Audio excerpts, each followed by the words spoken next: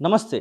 తెలంగాణ, ఆంధ్రప్రదేశ్ మధ్య నీళ్ల పంచాయతీ కొనసాగుతూ ఉంది. అటు కృష్ణా, గోదావరికి సంబంధించినటువంటి వాటాల విషయంలో ఇంకా గొడవలైతే నడుస్తూ ఉన్నాయి. మరొక వైపు పోలవరం, అలాగే నల్లమల సాగర్ ప్రాజెక్టుకు సంబంధించి సుప్రీంకోర్టులో తెలంగాణ ప్రభుత్వం అయితే కేసేసినటువంటి పరిస్థితి. అసలు నీళ్ల విషయంలో ఎలాంటి పరిస్థితులు ఉంటాయి? ఎలా ప్రభుత్వాలు ముందుకెళ్ళడానికి అవకాశం ఉంటుంది? సుప్రీంకోర్టులు, హైకోర్టులు జోక్యం చేసుకునేంత ఎలా ఉంటుంది అడిగి తెలుసుకుందాం. మనతో పాటుగా సీనియర్ అడ్వకేట్ గోపాల్ శర్మ ఉన్నారు. సార్ నమస్తే. సుప్రీంకోర్టులో ఒక ఇష్యూ నడుస్తూ ఉంది. ముఖ్యంగా తెలంగాణ ప్రభుత్వము ఏపీకి సంబంధించి పోలవరం, అలాగే నల్లమల సాగర్కు సంబంధించినటువంటి విషయంలో కేసు వేసినటువంటి పరిస్థితి. దానికి సంబంధించి ఇంకా వాదనలు అయితే కొనసాగుతూ ఉన్నాయి. మరొకసారి కూడా వాదనలు కొనసాగడానికి అవకాశం అయితే కనబడుతుంది. అసలు కోర్టుల జోక్యం ఎంతవరకు ఉంటుంది నీళ్ళ విషయంలో? యాక్చువల్గా ఏంటంటే ఎనీ పబ్లిక్ ఇష్యూ ఉన్నప్పుడు వాళ్ళ రైట్స్ కనుక కర్టైల్ చేయబడితే వాటి మీద ఆర్టికల్ 32 కింద డైరెక్ట్ సుప్రీంకోర్టుకు వెళ్ళొచ్చు. అంటే ఫండమెంటల్ రైట్ కనుక ఇన్ఫ్రింజ్ అయితే. Otherwise high court has got always jurisdiction. రెండు రాష్ట్రాల మధ్య వాటర్ డిస్ప్యూట్ ఉన్నప్పుడు ఆల్టర్నేట్ ఫోరమ్స్ కూడా ఉంటాయి. సెంట్రల్ వాటర్ కమిషన్ ఉంది, లేకపోతే గతంలో ఇచ్చిన అవార్డు తీర్పులు చాలా ఉన్నాయి, వాటిని ఫాలో చేయాలా, లేకపోతే రెండు రాష్ట్రాలు కూర్చొని కూడా మాట్లాడుకోవచ్చు. ఇట్లాంటివన్నీ ఉంటాయి. పోలవరం ఏంటంటే అది రావణ కాష్టంలాగా కాలుతూ వస్తుంది. ఎప్పటి నుంచో 40-50 ఏళ్ళుగా వాళ్ళేమో పోలవరం కడతాము, ఎత్తు పెంచుతాము, గోదావరి వాటర్ని మీకు వేస్ట్గా పోతున్న వాటర్ని మేము ఒడిచి పట్టుకుంటున్నాము, సముద్రంలో కలిసే జలాలను పట్టుకుంటున్నామని వాళ్ళ ఆర్గ్యుమెంట్. మన వాళ్ళు ఏమంటారంటే కాదు మేము వాడుకున్న తర్వాత మిగిలిన జలాలు మీరు వాడుకోండి, అంతేగాని మీరు రాంగ్ పిక్చర్ ఇస్తున్నారు ప్రజలకి. అసలు నది సముద్రంలో కలిసే నీళ్లు కాదు, మా హక్కుగా వస్తున్న నీళ్లు వాడుకుంటున్నారని మన వాదన. ఇది గత 30-40 ఏళ్ళుగా జరుగుతుంది. ఉమ్మడి రాష్ట్రంలో కూడా ఈ సమస్య ఉంది. ఎప్పుడైతే తెలంగాణ సెపరేట్ విడిపోయిన తర్వాత మన వాటా గురించి ఎంతగా అయితే పోరాటం చేయాలో గత 10 ఏళ్ళు టీఆర్ఎస్ వాళ్ళు చేయలేదు. ఇప్పుడు వీళ్ళు కూడా అక్కడ ఎప్పుడైతే పోలవరం కడతాము అని ఆ మధ్య ఆయన పేరేంటి పవన్ కళ్యాణ్ అన్నాడో, అనగానే వీళ్ళు ఇక్కడ నిద్ర మేల్కొన్నట్టు లేచి ఇప్పుడు వచ్చి మళ్ళీ సుప్రీంకోర్టుకు వెళ్తామనటం కరెక్ట్ కాదు. మీరు ముందు కూర్చొని మాట్లాడుకోండి. ఇప్పుడు చంద్రబాబు గారు, రేవంత్ రెడ్డికి సఖ్యత ఉంది.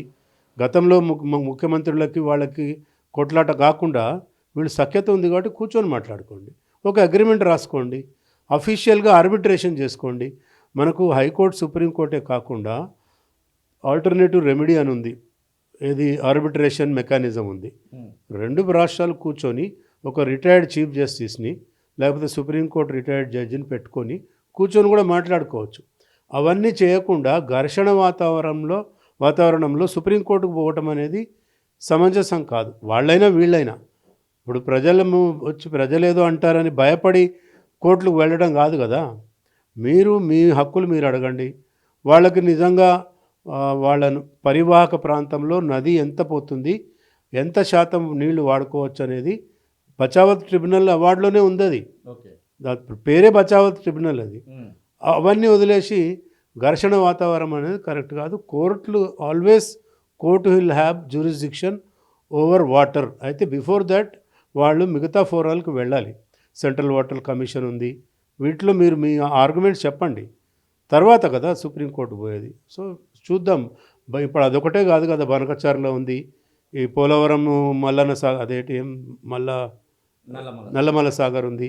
వీటన్నిటి కూడా కూర్చొని డిస్ప్యూట్ సెటిల్ చేసుకుంటేనే బాగుంటుంది. కోర్టుల జోక్యం వచ్చేటప్పటికి డిలే అవుతుంది, కానీ ఇమీడియట్ రిలీఫ్ ఏముండదు. ఓకే, అంటే ఇప్పుడున్నటువంటి పరిస్థితులలో తెలంగాణ ప్రభుత్వము అలాంటి చర్యలు తీసుకోవడానికి అవకాశం కనబడుతుంది. సుప్రీంకోర్టుకి అయితే పోయింది, కానీ 1-2 సార్లు ఇక్కడ ఉన్నటువంటి ప్రజాభవన్లో కూడా ఆ ఏపీ ముఖ్యమంత్రి, తెలంగాణ ముఖ్యమంత్రి భేటీ అయినటువంటి సందర్భాలు కూడా ఉన్నాయి. ఆ తర్వాత ఎప్పుడు కూడా కొంతమంది ఐఏఎస్ ఆఫీసర్స్ను అటు తెలంగాణ నుంచి కొంతమందిని, ఇటు ఏపీ నుంచి కొంతమందిని కూడా అక్కడ ఏర్పాటు చేస్తున్నటువంటి సందర్భం. అలాంటి మీటింగ్స్ జరగట్లేదు కదా. లీగల్గా ఇబ్బందులు తలెత్తినప్పుడు కూడా ఇలా ఎందుకు మీటింగ్స్లో పాల్గొనట్లేదు అనుకోవచ్చు. యాక్చువల్గా it is a continuous process. ఈ నీటి వివాదం అనేది మనకే కాదు, మీకు వేరే రాష్ట్రాలలో కూడా, దేశం మొత్తం కూడా చూస్తే అనేక రాష్ట్రాల్లో నీటి వివాదాలు ఉన్నాయి. అందుకే కదా సెంట్రల్ వాటర్ కమిషన్ పెట్టి నీటి వివాదాలు సాల్వ్ చేసుకోవాలని పెట్టిందే దానికోసం. ఏదో కంటి తుడుపు చర్యగా ఒకసారి మీటింగ్ అయ్యి ఇద్దరు ప్రజాభవన్లో కలిసి ఫోటోలు దిగి వెళ్ళిపోవటం కాదు. ఇట్స్ ఎ నిరంతర ప్రాసెస్. కంటిన్యూస్గా ప్రతి నెల 3 సార్లు 4 సార్లు డేట్ ఫిక్స్ చేసుకోవాలి. సమస్య పరిష్కారం కావాలంటే ఒకసారి కలిస్తే అయిపోదు, కంటిన్యూస్ ప్రాసెస్. కాబట్టి ఇప్పుడు ముఖ్యమంత్రులు, ఇరిగేషన్ మినిస్టర్సే కాకుండా ఐఏఎస్ ఆఫీసర్ల మధ్యలో, ఇరిగేషన్ అధికారుల మధ్యలో కూడా నిరంతరం చర్చలు జరిగితే దానికి ఫలప్రదమైన ప్రతిఫలం ఉంటుంది. అది కాకుండా ఘర్షణ వాతావరణంలో పోవటం అనేది కరెక్ట్ కాదు.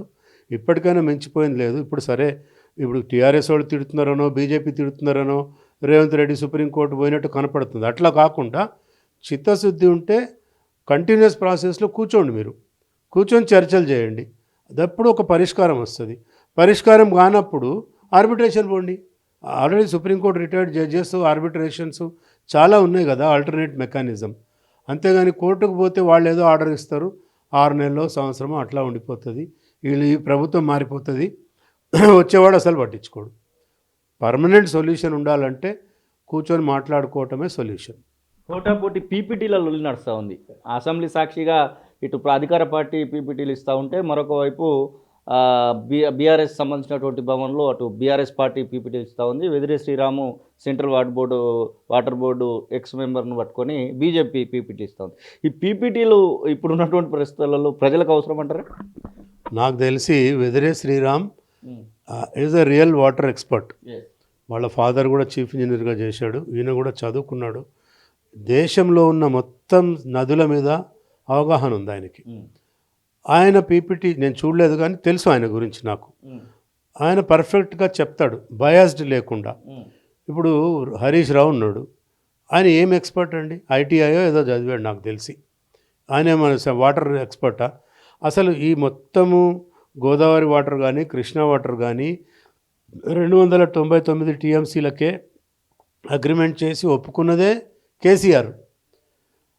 ఉత్తమ్ కుమార్ రెడ్డి గారు, మన ముఖ్యమంత్రి గారు సభలో చెప్తే తెల్లారి ఆయన పీపీటీ పెట్టాడు. ఇక్కడ ఎవరిని ఉద్ధరించడానికి, ఎవరిని మసిపూసి మారేడు కాజేయడానికి? తప్పులన్నీ కేసీఆర్ పీరియడ్లో జరిగినాయి. మనకు న్యాయబద్ధంగా పాలమూరు రంగారెడ్డిలో రావాల్సిన వాటాని మీరే కదా దారాదత్తం చేసింది. 299 టీఎంసీలు చాలని చెప్పిందే మీరు. లీగల్గా రావాల్సిన వాటా కూడా మీరు అడగకుండా ఆమె రోజా ఇంటికి పోయి ఏంటో ఏం పేరు అది పులుసు, రొయ్యల పులుసు తిని, అది కాదు కదా. రాయలసీమని రత్నాల సీమ చేస్తాను అన్నదే కేసీఆర్. ఇప్పుడు వచ్చి హరీష్ రావు గారు వచ్చి రేవంత్ రెడ్డి మీద అసెంబ్లీలో ఆడినవన్నీ అబద్ధాలు అని చెప్పితే హాస్యాస్పదంగా ఉంది. Harish Rao lost his credibility. అసలు దొంగతనం చేసింది హరీష్ రావు అని వాళ్ళ మరదలే చెప్తుంది కదా. కవితకు సమాధానం చెప్పాయా హరీష్ రావును?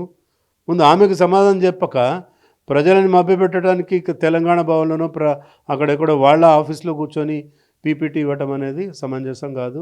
ప్రజలు ఎవరు నమ్మట్లేదు. అయిపోయింది హరీష్ రావు, కేసీఆర్. వీళ్ళు అసలు నీటి దోపిడీ వాళ్ళు చేయడానికి కారణమే వీళ్ళిద్దరు. ముందు వాళ్ళిద్దరు ఇంకా హార్ష్గా మాట్లాడాలంటే వేరే దేశాలలో అయితే ఉరిదీస్తారు. నిజంగా రేవంత్ రెడ్డి అన్నది 100% కరెక్ట్. ఇది గోపాల్ శర్మ చెప్తున్న మాటలు. మొత్తం మీద సుప్రీంకోర్టుకు వెళ్ళడం కాదు, 2 రాష్ట్రాలకు సంబంధించినటువంటి ముఖ్యమంత్రులు ఒక ప్రాంతంలో కూర్చొని మాట్లాడుకుంటే సమస్య పోసాయి. ఇది నిరంతరంగా జరగాల్సినటువంటి ప్రక్రియ అన్నటువంటి వాటిని అయితే వారు గుర్తు చేస్తున్న పరిస్థితి. ఖచ్చితంగా ఆర్బిట్రేషన్ పెట్టేసి అటు ఎక్స్ జడ్జీలకు ముందట ఈ యొక్క నీటికి సంబంధించినటువంటి పంపకాల విషయంలో మాట్లాడుకుంటే మంచిగా ఉంటుంది అనేటువంటి మాట కూడా వారు చెప్తున్న పరిస్థితి. కెమెరా పర్సన్ అజార్తో శ్రీనివాస్, తొలి వెలుగు, హైదరాబాద్. అసలైన తొలి వెలుగు. ఫాలో వాట్సాప్ @తొలి వెలుగు అఫీషియల్.